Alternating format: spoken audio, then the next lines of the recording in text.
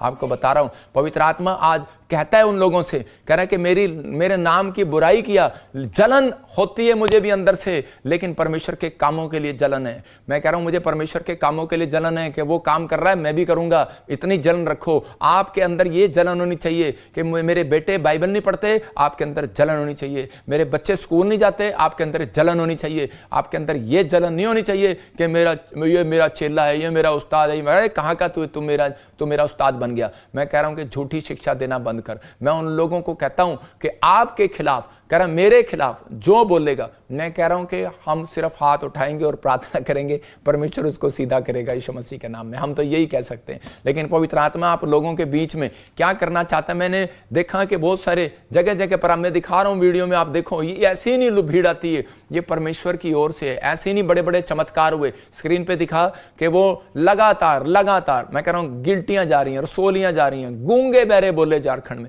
और मेरे पास गवाहियां हैं, लगातार ब्रांचें से लोग गवाहियां देते हैं, यहां पर आते हैं, परमेश्वर काम करता है। लेकिन मैंने उन दिनों में सुना कि बहुत सारे लोग मजाक उड़ा रहे, ठट्ठा कर रहे थे। लेकिन 5:12 में लिखा मत्ती में कि कह रहा है कि मैं तुम्हें बढ़ाऊंगा, कहता है ऐसे, कह रहा है कि डरना नहीं, निराश नहीं होना। कहता है कि परमेश्वर ने कहा भविष्यवक्ताओं जो तुम्हारे से पहले हुए थे उनको भी सताया था, लेकिन तुम्हारे लिए स्वर्ग में बड़ा प्रतिफल है। लेकिन दुख की बात वो होती है कि ये मसीह लोग आपस में एक दूसरे की टांग खींचते हैं। यहां पर यीशु मसीह इन बातों को दिखा रहा था। मैं उन लोगों को बता रहा हूं कि आपके मुंह में ताकत है, आपको डरने की जरूरत नहीं है, आपके अंदर मुंह में पावर है। अगर आज आप प्रार्थना कर रहे हैं, अगर आज आप प्रभु में बने हुए हैं, तो परमेश्वर आज रात आपकी जिंदगियों में कुछ नहीं बहुत कुछ करने वाला यीशु मसीह के नाम में। अगर आप इन चीजों को देखें, मैं सेवकों के लिए बता रहा हूं, ये कि मैं सेवकों के लिए, इवांजलिस्ट वालों के लिए बता रहा हूं, जो गोस्पल बांटते फिरते हैं, जो सुसमाचार प्रचार करते फिरते हैं, उनको बता रहा हूं कि भाई साहब जब हम प्रभु में आए तो हमें किसी क्रिश्चियनिटी ने अपनाया नहीं। उसने कहा ये तो अन्य जाति में से, जाटों में से आया,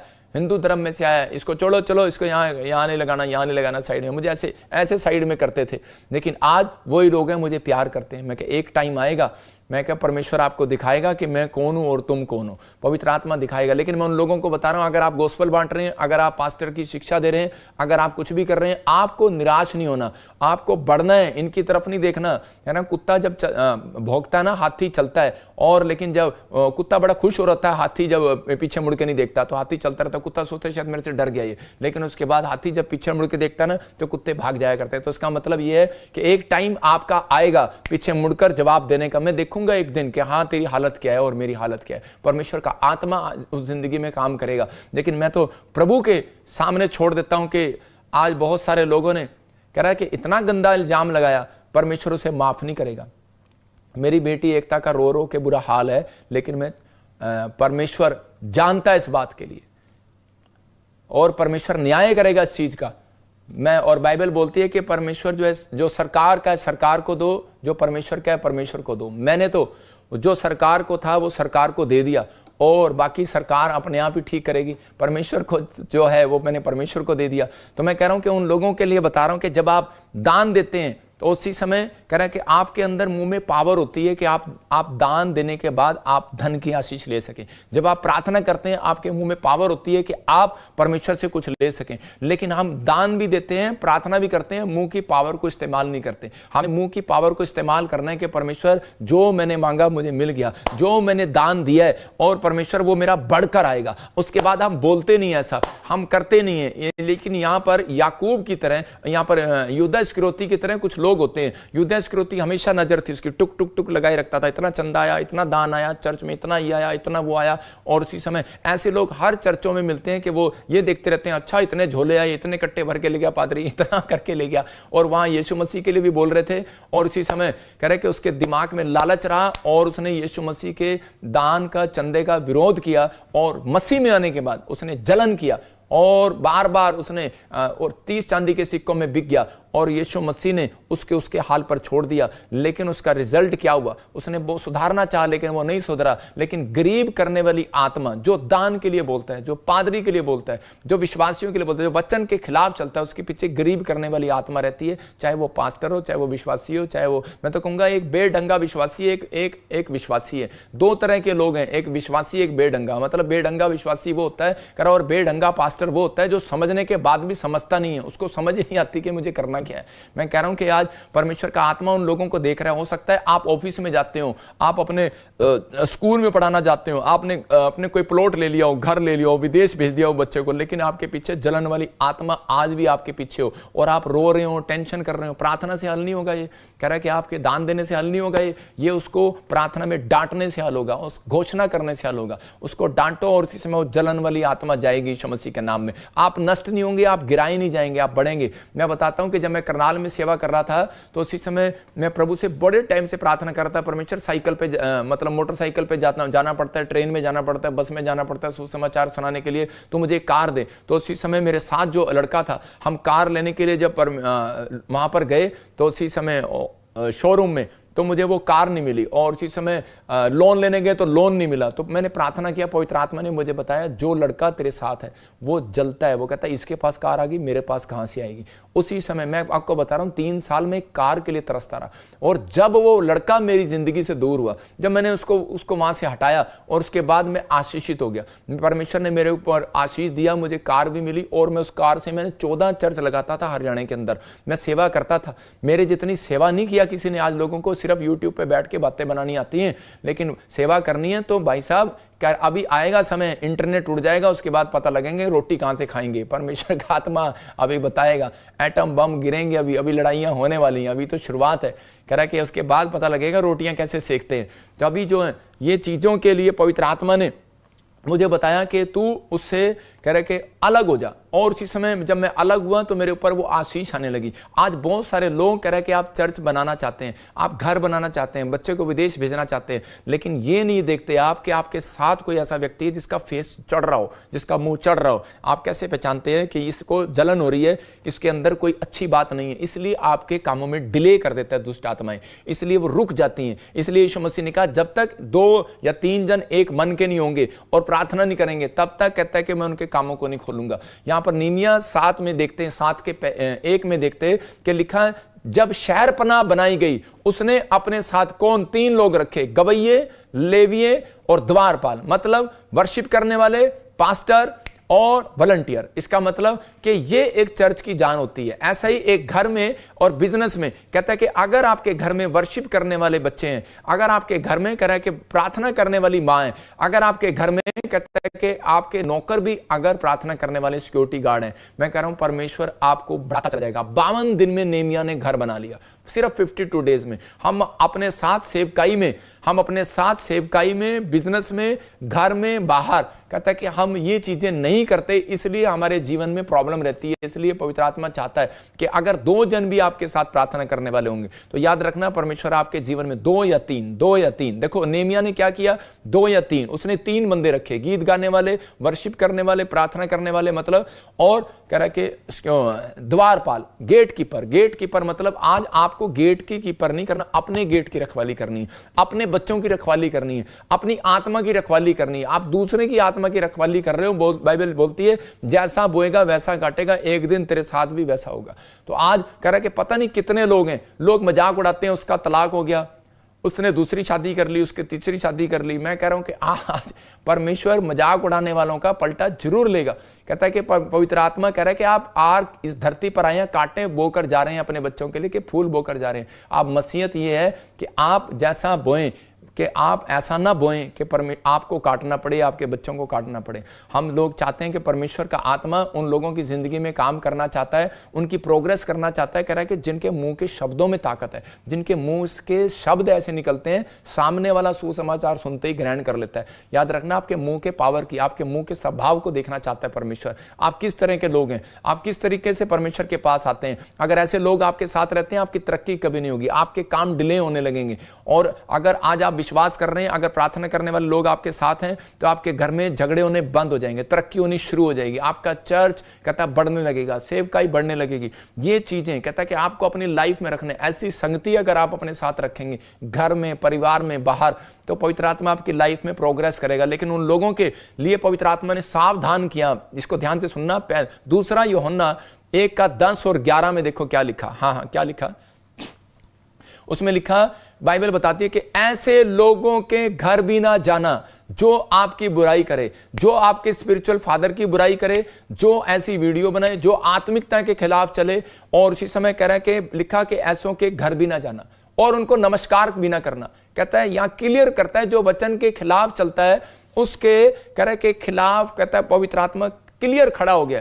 और यहां कह रहा है यूहन्ना कहता है कि ऐसों के घर भी ना जाना, उसको नमस्कार भी ना करना। दिखा उस वचन को, हाँ पढ़े, दूसरा यूहन्ना 1:10 और 11। हाँ कह रहा है यदि कोई आप लोगों के पास आता है और शिक्षा साथ नहीं लाता तो आप उसको अपने घर में ना ठहराएं और ना ही उसका स्वागत करें। हाँ, और 11 में क्या लिखा, और उसमें लिखा क्योंकि जो व्यक्ति उसका स्वागत करता है वह उसके दुष्ट कामों में सहभागी हो जाता है। मतलब कि परमेश्वर चाहता है कि ऐसों के साथ ना आए। अगर आपके पैर पर गोबर लगा हुआ है और किसी के पैर पर गोबर लगा हुआ है और वो सही घर में आ गया और जहां पर पोछा लगा हुआ है तो आपके घर में वो पैर जहां से आए जितने मर्जी साफ कर लो, थोड़ी सी मिट्टी तो अंदर आएगी, थोड़ा सा तो गंद अंदर आएगा, थोड़ा सा तो गोबर अंदर आएगा। तो इसका मतलब ऐसे व्यक्तियों के साथ कहता है अगर आप अपने घर में बुला रहे हैं, अगर आप ऐसे व्यक्तियों के साथ जुड़े हुए हैं, ऐसे लोगों के आप सुन रहे हैं, तो इसका मतलब कुछ ना कुछ तो आपके अंदर भी आएगा, कुछ ना कुछ तो आपके अंदर भी आएगा। इसलिए परमेश्वर चाहता है कि ऐसी चीजों से दूर रहें। एक टाइम होता है कि वो आपको उकसाती हैं, कह रहा है कि आपको जलन कराती हैं, लेकिन आपको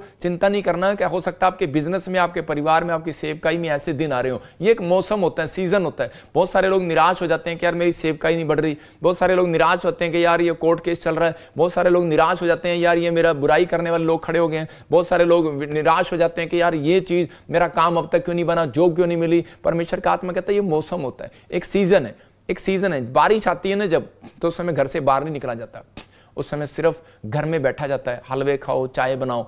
लेकिन उसके बाद कहता है कि हम मसीह लोग समझते हैं इस बात को, ये सीजन है तो बारिश में कहता है चाय पीने का नहीं, आपका प्रार्थना करने का मौसम है। अगर काम नहीं बन रहा, मेरे बाप ने एक बात सिखाई थी मुझे, प्रभु में नहीं था, मेरे बाप ने कहा अगर काम नहीं बन रहा अपने घर में बैठ जा, तो किसी लोगों से मांगने की जरूरत नहीं है, लोगों के पास जाने की जरूरत नहीं है। मैंने अपनी लाइफ में यही सीखा कि जब उस समय यीशु मसीह ने मुझे यही सिखाया कि जब भी बारिश हो, जब भी करा मौसम खराब आए, जब भी मौसम खराब आए, आपका सीजन खराब आए, आपको जॉब नहीं लग रही, घर नहीं आ रहा, कह रहा लोन नहीं पास हो रहा, कर्जा नहीं उतर रहा, कह रहा कुछ नहीं हो रहा, सारों तरफ नेगेटिविटी हो रही है, तो उसी समय आप घर में बैठो, प्रार्थना करना स्टार्ट करो। परमेश्वर का आत्मा कहता है एक दिन आएगा, लेकिन उसी समय एकदम कह रहा आप बाहर ना निकलो, प्रार्थना करने के बाद एकदम बाहर ना निकलो, वेट करो थोड़ा, क्योंकि अगर आप बाहर निकलेंगे कीचड़ में फंस जाएंगे। थोड़ी देर के बाद धूप निकलेगी और वो सूख जाएगा, फसल तैयार होगी। आपकी जिंदगी में प्रार्थना करने के बाद उत्तर आएगा ही आएगा। आपकी जिंदगी में आशीषों का ढेर लगे ही लगेगा। आप आशीषों के लिए बुलाए गए हैं, आप शराब के लिए नहीं बुलाए गए। पवित्र आत्मा चाहता है आपकी जिंदगियों में ब्लेसिंग आए, लेकिन मजबूर किया दाऊद ने। मजबूर करने वाली आत्मा आती है कई बार, जब आपकी तरक्की होने लगती है उससे पहले मजबूर करने वाली आत्मा आएंगी। परमेश्वर आपको जॉब देने से पहले, घर देने से पहले, बड़ा सेवक बनाने से पहले परमेश्वर आपको उसी समय क्या करेगा, आपको परखेगा। दाऊद को परखा, दाऊद के खिलाफ शिम्मी खड़ा हो गया और दाऊद बच्चों ने जब उसको निकाल दिया तो वो पहाड़ी पर चढ़ रहा था और शिम्मी पहाड़ी से नीचे उतर रहा था। तो उसी समय शिम्मी कहता जा रहा था, कहता इसने मेरे दादा को मारा, इसने मेरे दादा को मारा, इसने मेरे दादा को मारा, और इसने मेरे शाऊल की बेइज्जती किया, ये किया वो किया। तो उसी समय जो वो कहता जा रहा था, तो उसी समय सैनिक उसको मारने के लिए उकसा रहे थे, मजबूर कर रहे थे, दाऊद इसकी गर्दन उतार दे, हमें ऑर्डर दे, मार दे इसको। लेकिन दाऊद मजबूर नहीं हो रहा था। दाऊद ने कहा, कहता कि परमेश्वर का हाथ कहता मेरे ऊपर है, मैं समझता हूं, कहता मेरे मुंह में पावर है, कहता मैं इसको मुंह से ही कहता कहूंगा और ये नष्ट हो जाएगा। और उसने कहा कि नहीं, इसका आने वाला समय कहता है कि आएगा, लेकिन अभी इसको परमेश्वर ने मेरे लिए रखा है, कहता है कठोर करके रखा है। फिरौन को परमेश्वर ने भेजा।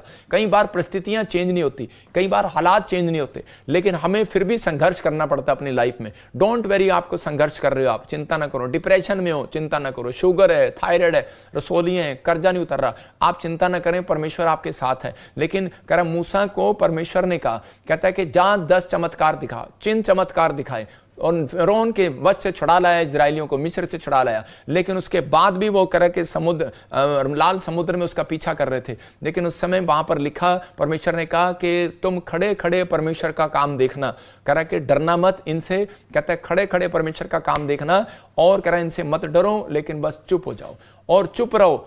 और लेकिन कहता आगे लिखा, कहता कि मैंने इनके मन को कठोर किया हुआ है। तो इसका मतलब कठोर किया हुआ है परमेश्वर ने ऐसे व्यक्तियों को जो आपकी बुराई करते हैं, कठोर किया हुआ है परमेश्वर ने कि होने दिया, आपकी परख चल रही है।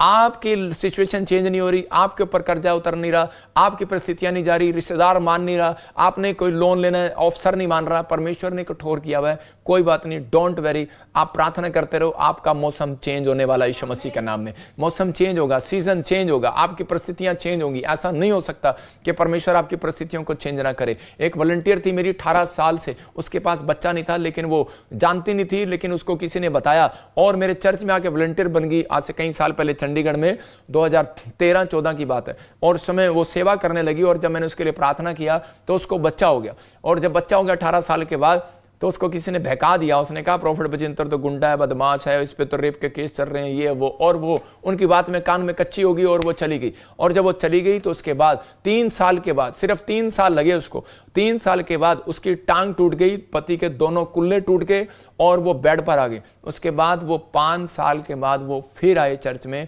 घसीटते पसीटते व्हील चेयर पर, और आकर कहने लगे प्रभु के दास हमारे लिए दुआ कर, हमने तेरे बारे में बहुत गलत बातें कही हैं। मैं कहता हूं परमेश्वर लाता है सीजन, परमेश्वर लाता है, जो आपके खिलाफ है सीजन लाता है। युद्ध स्क्रोती का सीजन आया और उसके बाद क्या हुआ, चेंज हो गया? नहीं चेंज हुआ, फांसी लगी। मैं कह रहा हूं कई लोगों के हाथ में, आपके मुंह में, आपके मुंह में आपने सुधरना है या नहीं सुधरना, आपके मुंह में आपको बड़ी आशीष चाहिए कि नहीं चाहिए, लेकिन यीशु मसीह को कहना पड़ेगा, तब आएगी।